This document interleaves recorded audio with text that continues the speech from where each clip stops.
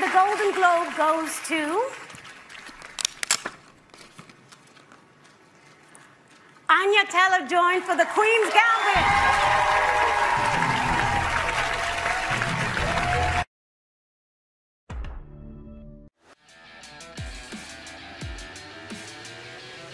The Netflix series The Queen's Gambit became a real sensation. It topped the charts in almost every country, causing a surge in the popularity of chess. Chessboard sales soared 273%, and the number of players on the online platforms increased more than fivefold. And today, we're gonna find out whether the series about the chess player Beth Harmon deserves such fame.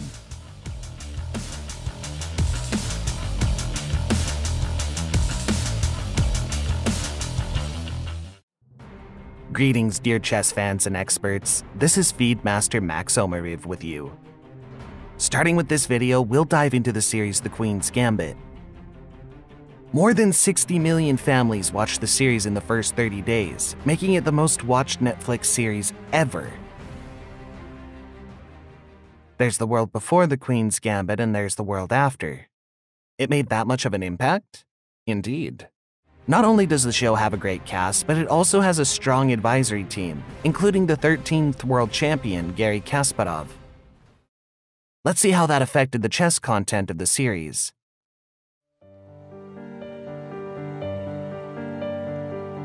(1957) Kentucky.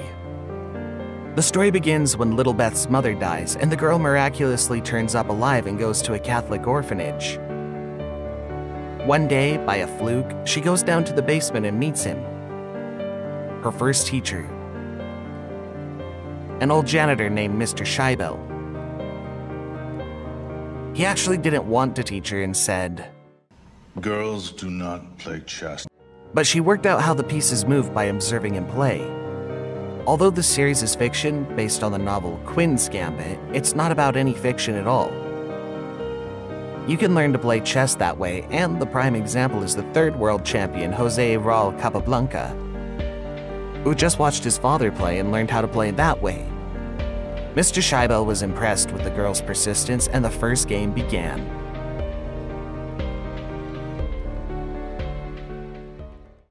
It's called the Scholar's Mate. How'd you do it? Not today. Show me. Not today. Because Mr. Shaibel was rigid and did not explain that to the girl, Beth took the pill and began to analyze things by herself. And this is perhaps one of the few moments that's misguided in this series. After all, there's no such pill that can help chess players.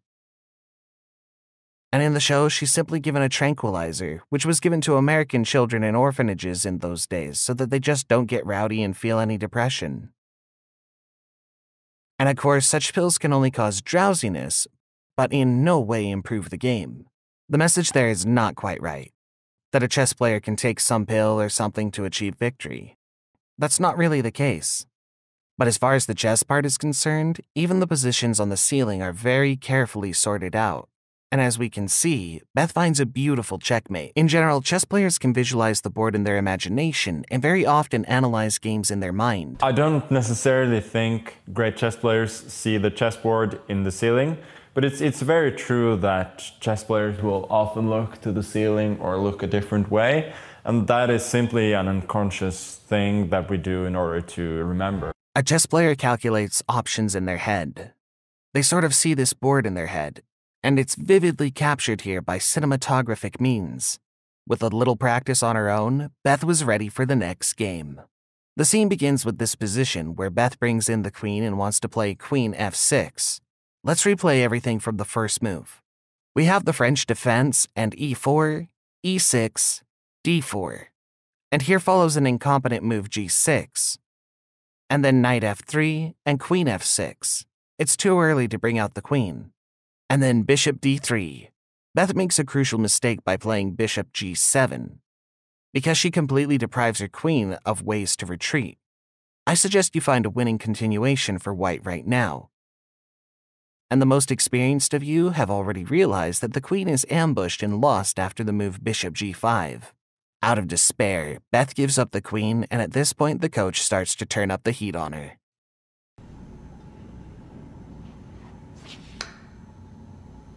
You resign now. Resign? That's right, child. When you lose the queen that way, you resign. No. Yes, you have resigned the game. You didn't tell me that in the rules. It's not a rule. It's sportsmanship. I want to finish. No. You've got to finish. No. It's an absolutely outrageous rule. The coach teaches bad things. If someone tells you, You resign now. do this. Better yet, go like Beth. Cocksucker. Of course, the coach got offended. But the little girl was too talented to stop practicing with her. In the third game, we see the first two moves, and then we immediately move to the end game. And surprisingly, Beth has a winning position. The white pieces are paralyzed, the rook is locked, the knight is bound, and Beth makes the strongest move, f4, attacking the knight. Mr. Shaibel withdraws the knight. f3 follows. Check. The knight has to be moved back, because in the case of king b1, rook d1 checkmate follows. So Shaibel plays knight e3, and Beth immediately takes it and moves the pawn forward. With the inevitable promotion, and there's nothing left but to admit defeat. You're gloating. I'm not. In the next game, Beth got the white pieces for the first time, and she used them wisely. In the first scene, we see this position, but I suggest a quick breakdown of how they came to it from the very first move, and then we'll continue. We have the Italian opening. Black oddly moves the queen to e7. Shaibel believes in himself. The pieces develop, Beth captures the center, and brings the bishop forward. While the queen move wasn't so bad, the horrors began next. f6. This terrible move weakened the whole complex of white squares. Now it's difficult to castle. Of course, he should have played knight f6, developing the piece, and here comes g5. He decides to bulldoze Beth. Thought she'd be embarrassed. Well, you already know she's not a shy one. And she plays knight to g5. The queen h5? Check. And she takes the pawn on g5.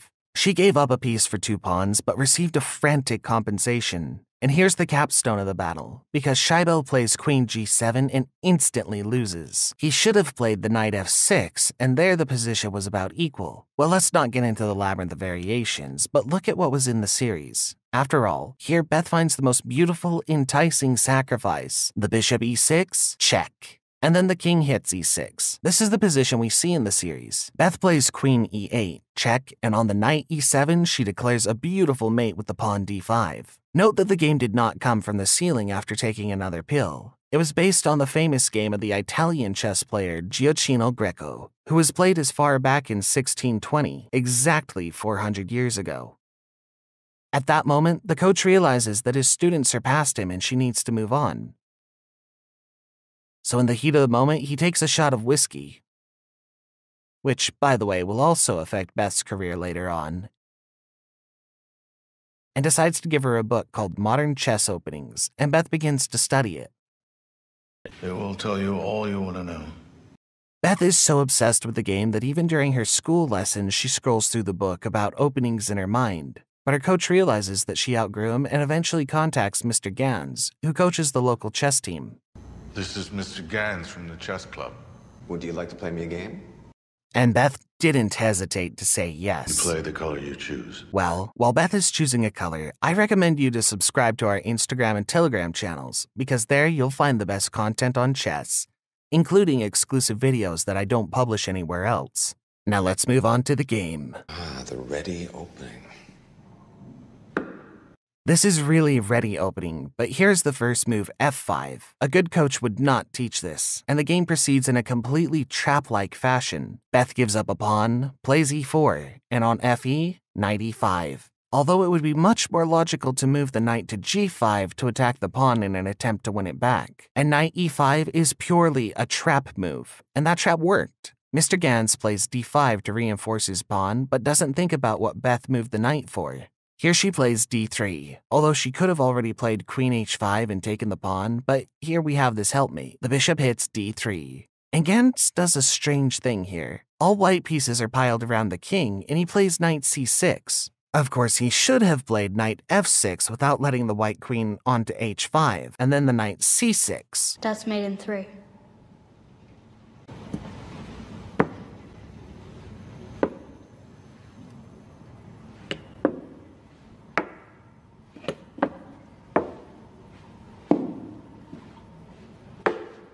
You certainly know the game, young lady.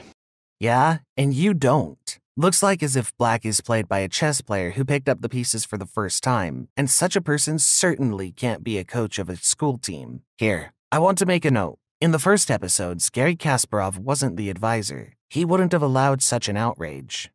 Bruce Pandolfini was in charge of that, a former US champion who had already acted as an expert in the making of Searching for Bobby Fischer. By the way, I plan to review this movie soon. And Beth gives a simultaneous exhibition.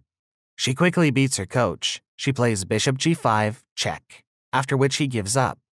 Because after hg, the queen captures g5, checkmate, and there's a more beautiful battle against Mr. Gans.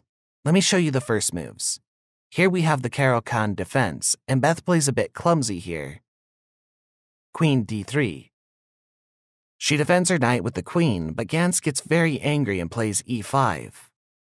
Of course, he should have taken the knight on e4 and then just pull up the other knight. But after e5, now we see what happened in the series. Beth takes the pawn and just gets up from her table because she's already clear. The chess part is done flawlessly, but it's still not without mistakes. Here he says queen to rook 4. I've moved my queen to rook 4. But he plays the queen to rook 5. It's check and attack on pawn e5, and then bishop d2. Gans takes the pawn. Beth castles long. Here Gans happily notices that the knight is left unguarded and immediately takes it, and even though Beth doesn't look at the board, she can already see how the game ends. Mate in 3. First check is with the queen. The king must take. Then the bishop checks on knight 5. And it's mate next.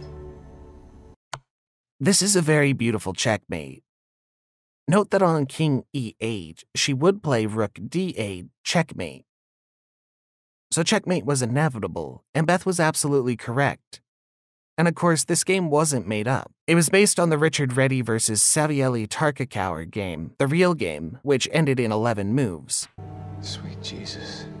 Being impressed by such a resplendent defeat, Mr. Gans invited Beth to give a simultaneous play session at his club. And by the way, in those years it was quite fashionable to organize a session of talented chess players by various chess enthusiasts. For example, Samuel Reshevsky, in the 20s of the 20th century, did entire tours around the world, even though he was 8 years old.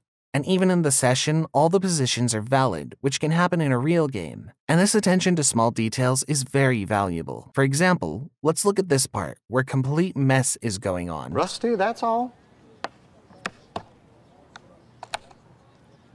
Checkmate.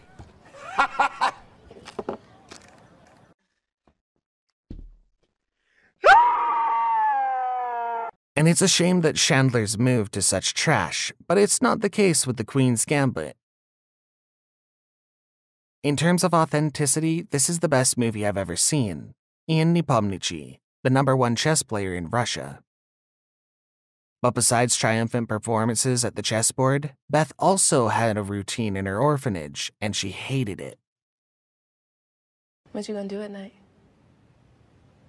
I'm gonna stay awake as long as I can, reading my book, learning the Sicilian defense. At one point, her longing for chess reached a critical point, and Beth ran away from the movie theater to get with those very magic pills that allowed her to visualize the board in her mind. But there was a collapse, and little Beth was forbidden to play chess.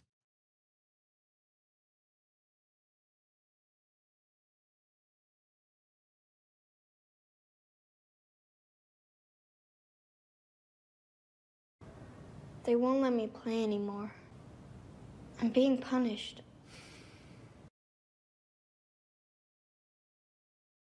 For 6 years, she comprehended the game only in her imagination and through the study of books, but without participating in any tournaments. But still came a happy moment when already matured Beth got noticed by her foster parents. I'm told, Elizabeth, that you turned 13 last month. Actually, I'm a bit... Yes, that's right. I'm 13. And already at this point, we find parallels with the 11th world champion Robert James Fischer, as his mother also wanted to put him in an orphanage because they simply had no means of subsistence. In a found letter from 1952, Bobby's mother complains that she can't buy her son a pair of worn-out shoes. sort of like secondhand. Not new, but worn out. Beth's foster parents turned out to be fairly well off. At least the house looks very presentable. Home sweet home. And Beth began a new chapter in her life. She went to school, and judging by this moment, she wasn't just thinking only about chess at the orphanage. Does anyone know what a binomial is? Anyone? Yes? A binomial is a mathematical... Will you stand up, please? A binomial is a mathematical expression containing two terms. Another fucking brain. This pretty well reflects the realities of those years, because every world champion was not just a chess player, but also a highly erudite person. For example, the 6th world champion, Mikhail Botvinnik, was also a doctor of technical sciences and a professor. And Garry Kasparov graduated with honors both from high school and from university. I will beat any historian in any debate simply because I know more than they do. But of course, Beth was not interested in all this because she had only one thing on her mind. Is there a school chess club? What? Is there a chess club here at the school? Oh, I don't think they have anything like that.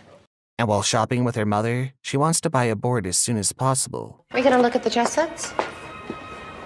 Another time, dear. And then she starts looking for books on chess. Do you have any books on chess? Chess? I don't know for sure. If we have anything, there might be an autobiography on José Capablanca. And then it turns out that Beth has a serious gap in her chess education. Who? José Capablanca. He was a grandmaster. It was quite a long time ago now. What's a grandmaster? A genius player. Apparently, Mr. Shaibel did not teach her chess terms well. Because at 15, not knowing what a grandmaster means is unbelievable. I will note, though, that even in these moments, the details are perfectly hammered out. Because in the picture, we really see the 3rd world champion, José Raúl Capablanca. Indeed, he had the book My Chess Career, which was published in 1924, and you can download this book in our Telegram channel. Another method of mastering the game was chess magazines. And this also is a reference to the 11th world champion, Robert Fischer. Because he didn't just study chess magazines, he studied them even in Russian, and just for the sake of that, he learned the language to be able to study all the games of the USSR championships. As we can see, here's an overview of the USSR championships. In those years, the hegemony of the Soviet chess players were simply overwhelming. Young lady, you have to buy the magazine or put it back. But Beth's financial situation was so bad that she even had to steal a chess magazine and then write a letter to her coach to lend her money to participate in the first tournament. As you might imagine, Mr. Shaibel turned out to be the real deal. And thanks to his savings, Beth enters the battle. But in those days, chess was not that popular in the United States. So to participate in the tournament, you had to have your own board and your own chess clock. Do you have a clock? No. We have a clock sharing system. If your opponent doesn't have one, come back to the desk and we'll loan you one. And Beth constantly gets trolled because of her gender identity. Starting from her mother. I won't argue that broadening one's social life is important for a girl your age. I just wonder whether a dance class... And ending with this mockery before the tournament. Are you sure you want to do this? I'm sure. We don't have a women's section. But that's where she demonstrates her champion character and enters the tournament's strongest league. There are 3 guys in there with ratings over 1,800. And Beltic may show up. They will eat you alive. But she was undeterred. And in the first round, she met with a woman who explained to her some of the wisdom of playing in tournaments. In particular, how the chess clock works. The clock face nearest you measures your playing time. Each player has 90 minutes. And the touch move rule. Oh, it's touch move. What's that? Don't touch a piece unless you're going to move it. So you see, even by watching the show, you can pick up some important points. Beth quickly disposed of the girl. Her next opponent was a chess player named Cook with a rating of 1520, which is about the strength of the 3rd or 2nd category. Here Cook decides to win the queen. He plays bishop g4, but Beth doesn't even think about giving up and makes a very powerful move, which I suggest you find right now. Pause the video and find how Beth Harmon crushed her opponent. And she applied a brilliant queen sacrifice. The queen hits g4, and on rook g4, you have a chance to rehabilitate yourself. Bishop e5, check. And note how the director conveyed the chess player's emotions. At first he was happy to win the queen, and then suddenly he gets upset after realizing that his king is declared checkmate. He has to play the queen f6. Here he decides to try his luck, perhaps thinking that he impressed her with his charisma and offers a draw. Draw?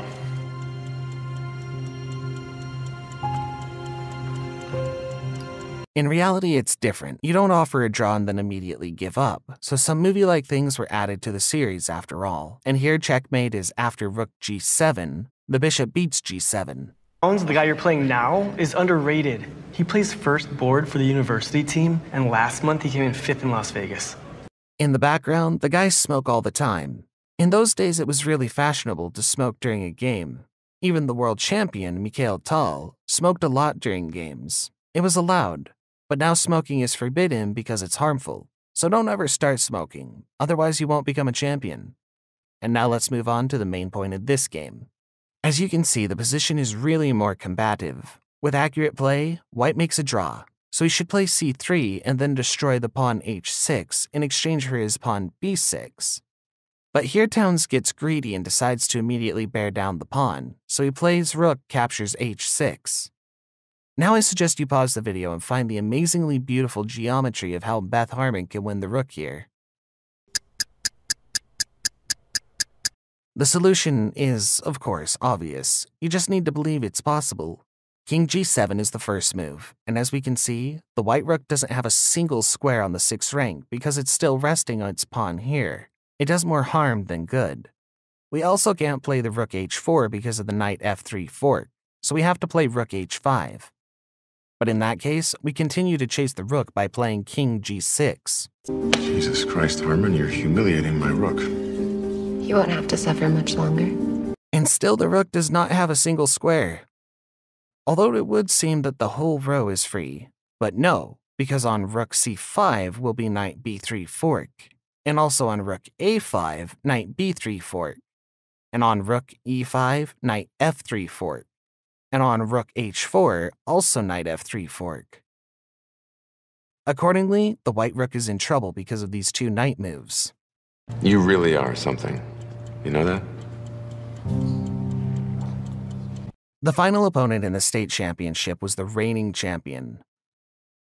Beltic's a state champion.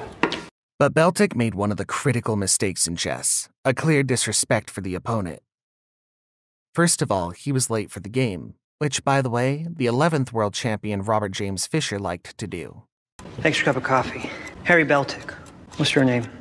And with this, he makes it clear that he didn't even prepare for the game. That is, he doesn't respect his opponent at all. And the director showed us the first 10 moves continuously, so let's watch them in real-time mode. Here the Caro-Kann defense. Beth thinks about the second move. Either d4 or knight c3 can be played, but she chooses knight f3. This is a minor option, but quite popular nowadays. And here on d5, we have to answer with knight c3. We don't close the center at once, keeping the tension. Beltic knows what to do and plays bishop g4. The knight is tied up, but the bishop calls an airstrike on itself. Well, Beltic gets completely bored. He yawns. Apparently the coffee didn't help him. Beth looks at him with a note of contempt and plays h3, attacks the bishop. The bishop hits f3. The queen will take it. Beltic periodically forgets to keep score. It seems he had no sleep at all, but in fact, chess players of his level automatically write down the moves. So this is one of the mini goofs in the series. Back to the game. Flanking the bishops, it is all theory. Beltic has a strong position, a powerful pawn center, and Beth has the advantage of 2 bishops, and she thinks how to implement it, but so far castles. And Beltic yawns again. We can understand him, of course, because his rating is much higher than his competitors. That's several hundred points. And Beth has no rating at all, so he plays relaxed, but we'll soon find out where that leads.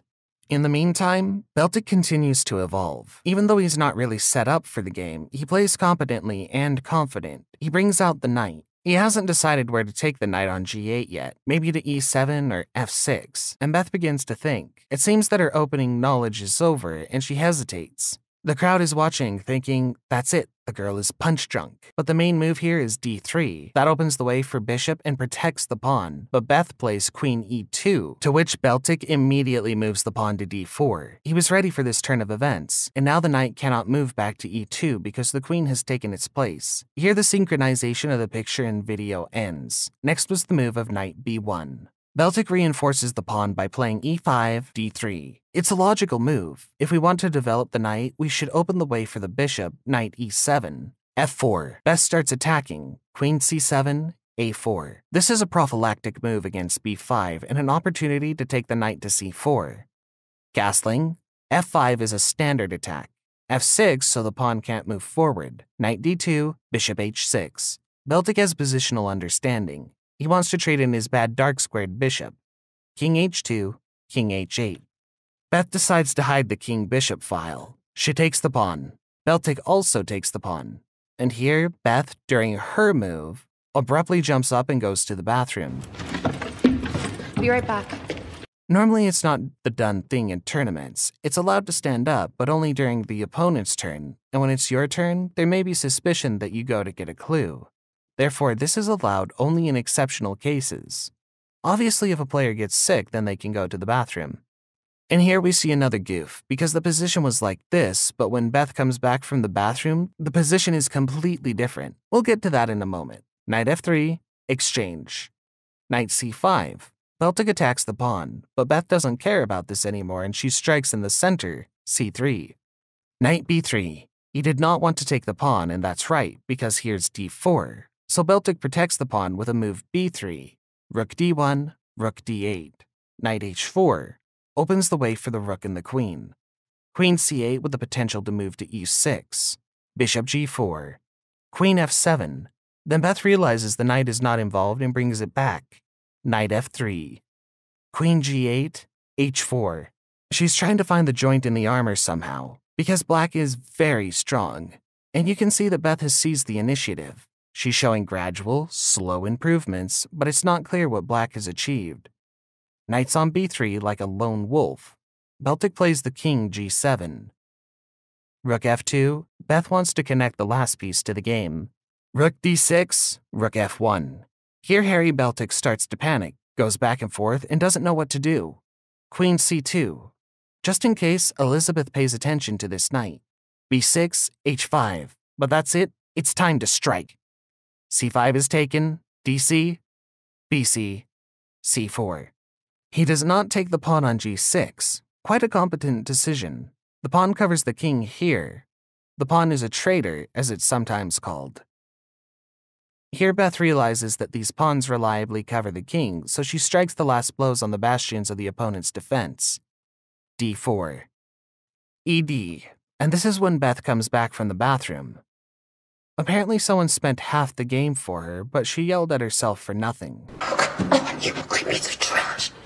After all, she's got the position by a wide margin. She played cd. The knight to h4 would have been a more accurate decision, as it turns out in the analysis, but let's move on to what happened next. Captured, captured, rook takes d4. Beth plays e5. This is where the climactic scene begins. The pawn cannot be taken away because the rook on f8 is in danger, and Beltic plays f5 to prevent the ef move. Beth, of course, takes the pawn, and the black king is having a hard time. All the white pieces have their eyes set on it. What should Beltic do? He doesn't want to just fight back. He plays the queen d5, trying to create mate-related counter threats, but blunders a powerful resource, which I suggest you find right now, until Beth executes it on the board. And it's the move bishop e6 with an attack on both the queen and the rook. Beltic is shocked. He got into time trouble. It makes no sense to move the queen to f2, because after queen f2 and queen f6, white has this queen win. Queen f8, check. And the queen gets captured, but then the knight is also lost. Son of a bitch. I think that's it. No, I can get out of this. I don't think so. And Beth's words once again confirm that the filmmakers have done a very good job on the chess component of the movies. After all, there's really only one option here that leads to salvation. It doesn't work. I don't have to use the queen. Move. I'll just cover it with the bishop and... Move. Well, this comment is a bit odd because you can't take the queen because the king is in check. But it was the next move that was wrong. The knight captures g6. He shouldn't have taken that pawn, but it's an understandable decision when you're in time trouble. And who would have thought that here's such a beautiful attack? Rook f7. Giving up the queen for 2 rooks is bad, but we'll see that later. Beltic plays king h6. And now we need to find a powerful move after which Harry Beltic will never yawn again during a game. Well, I hope you have brilliant combinational vision and have found the queen's victim. Queen captures g6.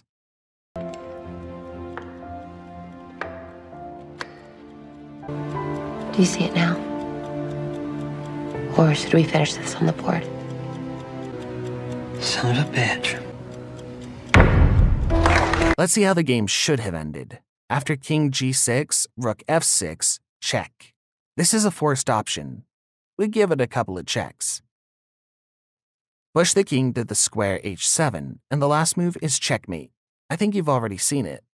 Bishop f5. This is a brilliant combination and a worthy conclusion of the tournament, and this game also wasn't made up, but taken from the work of a very talented Soviet chess player, Rashid Nesmetdinov. And answering the question where Beltic could make a draw, well, technically not Beltic, but Garry Kasparov. Whatever, he had to play rook d3 here. The meaning of the move was to override the queen's action, which protected the pawn, so this could have looked like this. Rook f7, check. Check, and here's where the meaning emerges. Now we have a move. King captures g6, the queen no longer protects the pawn. And after that, rook h8 and king f7. That's a mess, but it ends up in a draw. And after this tournament, Beth becomes a star in the chess world because everyone saw her fantastic talent. But how realistic is it? 6 years of not playing chess while in an orphanage, and then she comes back and wins the first tournament of her life. I just couldn't quite buy that after being, 6 years without playing a tournament game in an orphanage, that you would then be one of the best players in a few years. But in general, having said all that, it was extremely enjoyable. And on our Telegram channel, we have the full version of Magnus Carlsen's review of the series, so follow the link in the description if you're interested in the opinion of the world champion. But even in those days, there was prodigy girls. For example, the German chess player Jutta Hempel, who was given a simultaneous play session at the age of 6. By the way, she looks something like Beth. Maybe it was her who inspired the creators of the series, but her success didn't last long. At the age of 18, she played her last tournament, which she won, by the way, and finished her career, because at the time there was not much money to be made at chess, much less for girls. Beth begins to taste the fruits of her talent, dresses stylishly, and prepares for the next tournaments. But we'll talk about that in the next review. And I thank you for your attention, dear friends. Hit the like button if you liked this video. Write in the comments if you'd like to see more reviews of the Queen's Gambit series, and I'll see you soon.